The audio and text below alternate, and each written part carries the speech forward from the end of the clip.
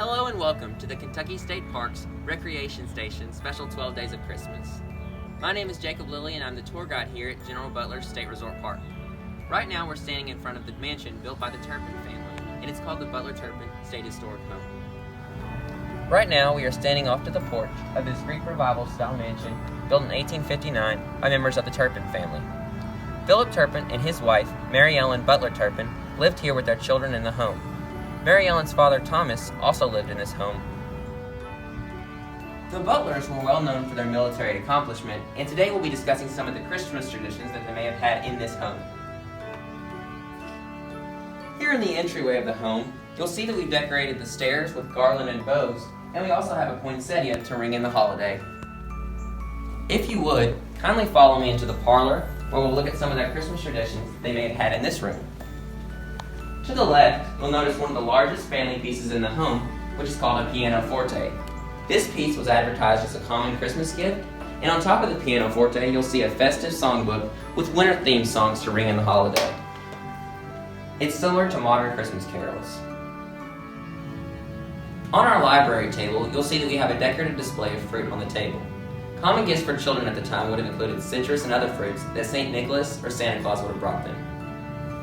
Though our tree may look a little bare compared to modern Christmas trees decorated with many ornaments, you'll see that people of the time would have decorated their tree with popcorn, fruits, and citrus, which would have made their house smell quite good at Christmas time.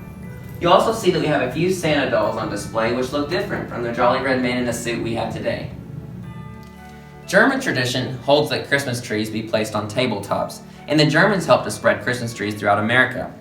However, Americans often favored placing them straight on the ground, and you'll see here this picture of Queen Victoria and Prince Albert standing beside a Christmas tree.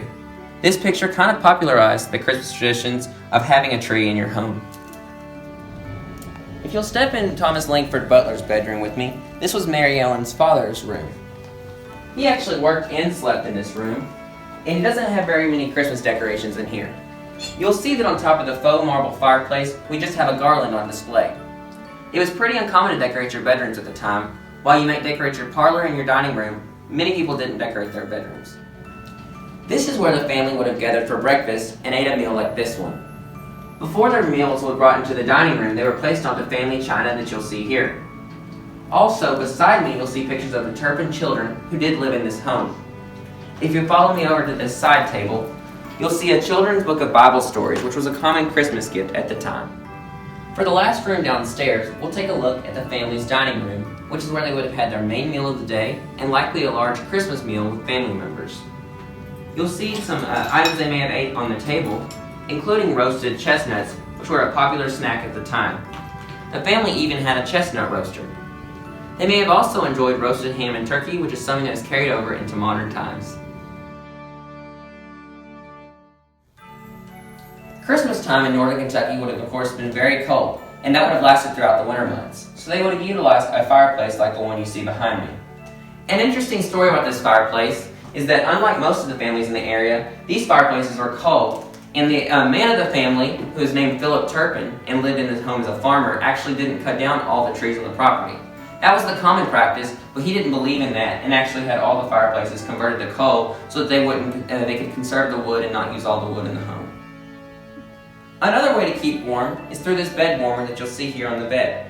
A slave or a member of the family could have filled it up with hot coals from the fireplace, and throughout the night it would be shifted throughout their sheets.